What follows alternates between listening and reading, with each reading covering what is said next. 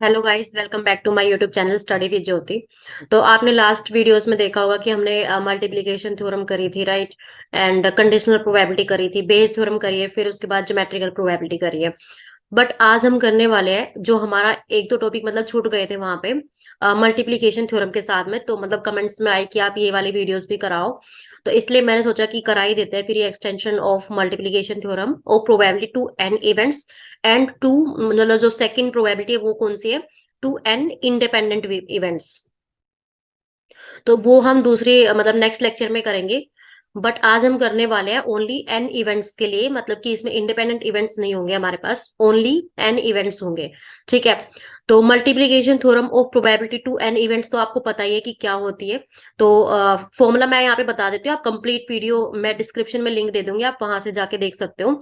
ठीक है। तो फॉर्मूला इसका क्या होता था हमारे पास कि P of A intersection B है अगर मेरे पास, तो ये क्या क्या हो सकता है। एक तो P of A dot P of B slash A, ये हो सकता है, या फिर P of B dot P of A slash B.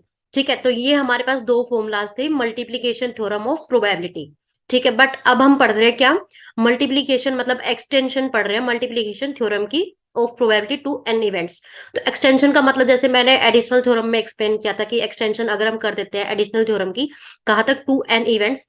तो बेसिकली जैसे यहाँ पे मैंने दो इवेंट लिए हैं अभी, ए एंड बी, तो एक्सटेंशन में एन इवेंट्स तक क्या हो जाएंगे कि मैं एन इवेंट्स लेके चल रही हूँ। तो एन इवेंट्स का मतलब क्या होता है कि जैसे मैं सपोज ए वन ले लूं, A two, A three and so on, कहाँ तक, ए एन तक। ठीक है।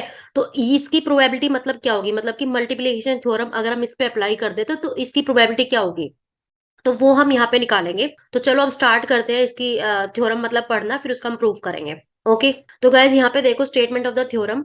तो स्टेटमेंट में क्या है कि फॉर एन इवेंट्स, मतलब कि एन इवेंट्स के लिए यहाँ पे डिफाइंड है ये theorem, A one A two and up to A n तक। ठीक है। वी हैव क्या है हमारे पास, probability of A one intersection A two intersection up to A n तक। जैसे कि दो इवेंट्स के लिए मेरे पास क्या था, A intersection B is equal to था P of A dot P of B slash A, and दूसरा क्या था कि P of B dot P of A slash B.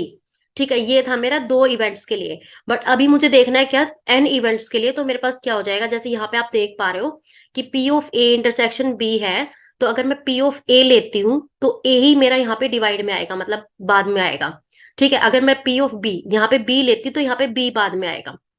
तो इसका मतलब है कि अगर मैं ए वन ए टू मतलब ए एन तक ले रही हूँ तो क्या हो जाएगा, पहले हम चलो इन दोनों का रिलेशन देखते हैं। तो A one dot P of A two slash A one, मतलब कि मैंने ए वन लिया तो मेरा ए वन आ गया यहाँ पे डिवाइड में, जैसे कि मैं अगर बी लेती तो ए बी आ गया डिवाइड में। ठीक है। अब अगले वाले की बात करते हैं। तो अगले वाले में क्या होता है मेरे पास कि ए थ्री आ जाता है। तो ए थ्री से पहले जितने इवेंट्स आएंगे, दो इवेंट्स आ रहे हैं ए वन एंड ए टू, तो दोनों क्या चले जाएंगे, मेरे डिवाइड में चले जाएंगे।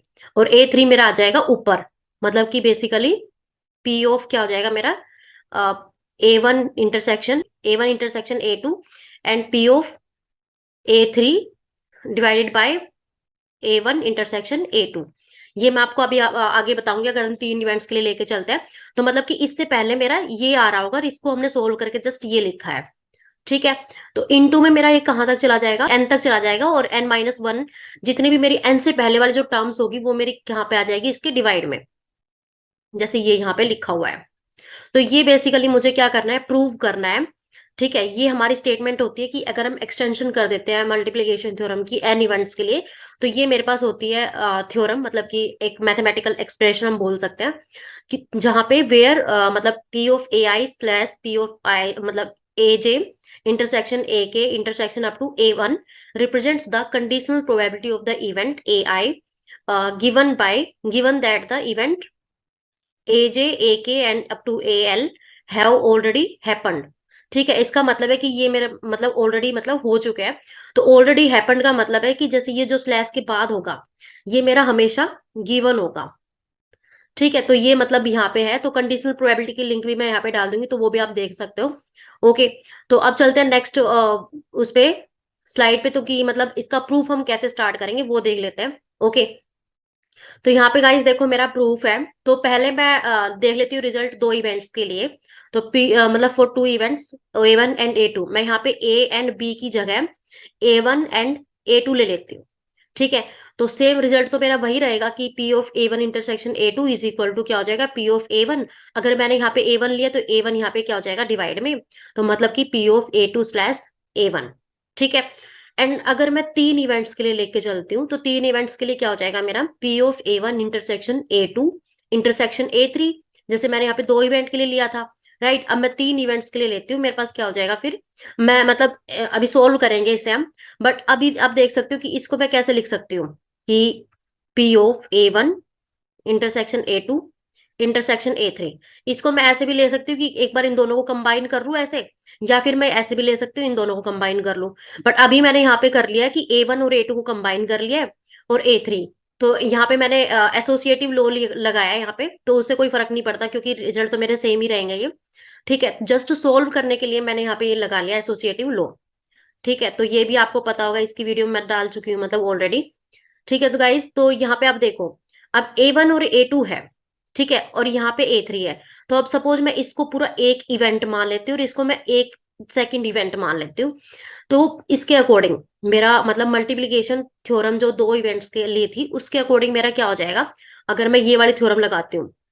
जैसे मेरे पास था ना, A intersection B is equal to क्या था, P of A dot P of B slash A था।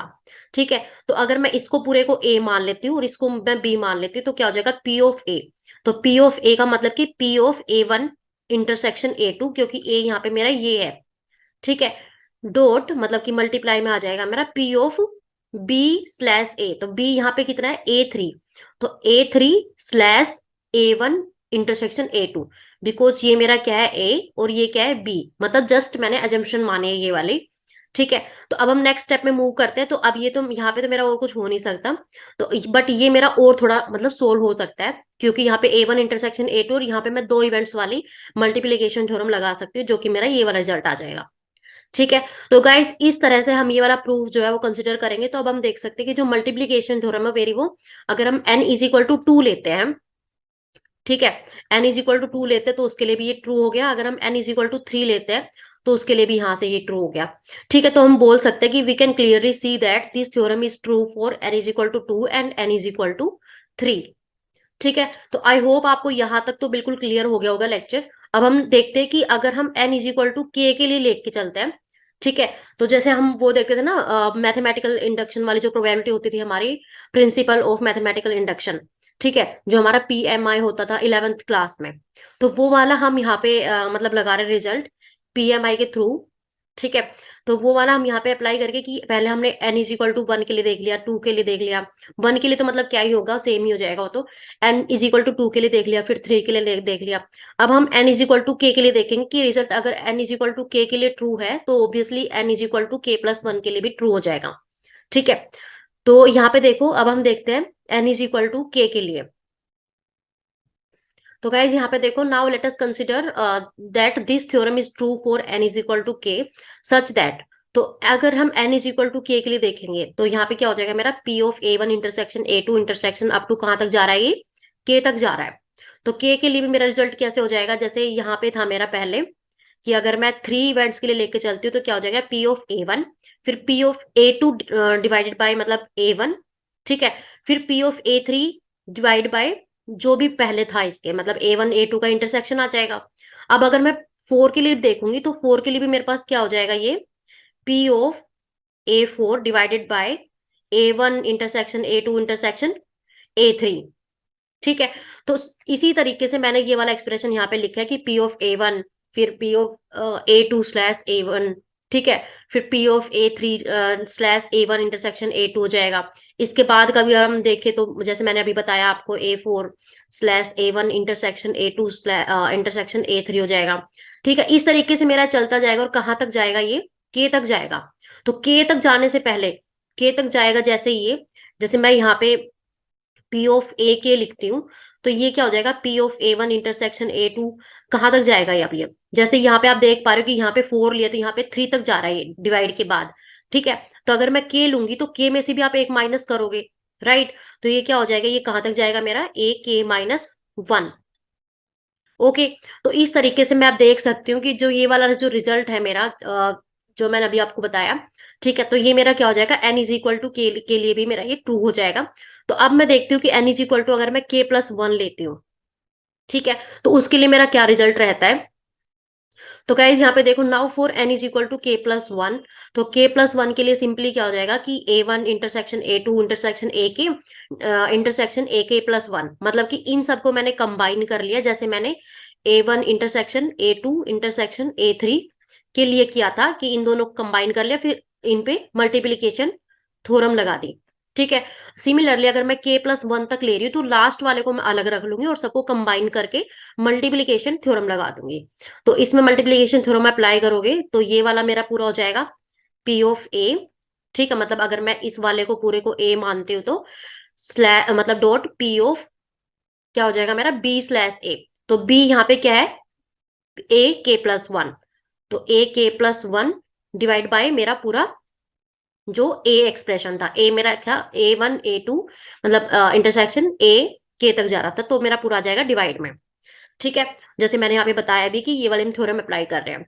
तो आई होप आपको k+1 के लिए रिजल्ट मतलब आ गया समझ में। मतलब इसमें जस्ट कुछ नहीं था, जस्ट आपको बस एक चीज समझनी है, मल्टीप्लीकेशन थ्योरम, जस्ट उसके अकॉर्डिंग आपको क्या करना है, एक्सटेंशन थ्योरम लगानी है। ठीक है, तो अब देखो यहाँ पे ये मेरा आ गया। अब यहाँ पे देखो आप जो ये था मेरा P of A1 up to A के था। ठीक है, यहाँ पे मैं क्या लगा सकती हूँ, जो मैंने अभी इक्वेशन 1 एज्यूम किया है, n is equal to k1, k वाली। ठीक है, ये वाले आप देख सकते हो, using the equation 1 when n is equal to k। ठीक है, तो मतलब जो मेरा k के लिए रिजल्ट निकला था, ये वाला, ये वाली जो थ्योरम है, ये मैंने वन इक्वेशन जो मानी हुई है, ठीक है, ये वाली हम यहाँ पे अप्लाई कर देंगे तो मेरा ऐसा कुछ रिजल्ट आ जाएगा। और बेसिकली यही मेरे को क्या करना था, प्रूव करना था। बट स्टिल एक दो जैसे इसमें वर्डिंग हम जो लिखते हैं लास्ट में, वो हम लिख लेते हैं कि हम ये कैसे बोल सकते हैं कि ये मेरा ट्रू है एन इजी मतलब एन इवेंट्स के लिए भी। तो वो मेरा क्यों है, जैसे मैंने पहले देखा n इज इक्वल टू 2 के लिए ट्रू है, n इज इक्वल टू 3 के लिए ट्रू है, n is equal to k के लिए भी ट्रू है, और n is equal to k+1 के लिए भी ट्रू है। तो वी कैन से कि ये पूरा ट्रू है एन इवेंट्स के लिए भी। तो वही मैंने नेक्स्ट स्लाइड में वर्डिंग में लिखा है। तो जैसे देखो, thus we can say that this equation is also true for n is equal to k+1। ठीक है, तो हम क्या लिख सकते हैं, मतलब n is equal to k+1 के लिए ट्रू है, इसका मतलब है कि हमारी ये n के लिए भी ट्रू हो जाएगी according to principle of mathematical induction, that is PMI, जो मैंने अभी आपको एक्सप्लेन करे। ठीक है, तो हम लिख सकते हैं कि A1 A2 अप टू कहां तक जा रहा है, AN तक। P ऑफ A1 हो गया, फिर P of A2/A1 and dot P of A3/A1 intersection A2, and up to कहां तक जा रहा है मेरा P ऑफ AN, और AN से पहले जितने इवेंट्स थे n-1 तक मेरे पूरे यहाँ पे आ जाएंगे डिवाइड में। ठीक है, तो therefore this theorem is true for all positive integral values of n, and hence इसको हम लिख देंगे प्रूव्ड। ठीक है, तो गाइज ये थी मेरी थ्योरम, मतलब इसमें मैंने कुछ भी नहीं किया है, जस्ट मतलब बहुत इजी थ्योरम है, इसमें कुछ भी मतलब कंफ्यूजन वाली चीज तो है ही नहीं। तो जस्ट पहले आपको n इज इक्वल टू 2 के लिए प्रूव करना है, फिर 3 के लिए, फिर 4 के लिए भी आपको पता चल जाएगा।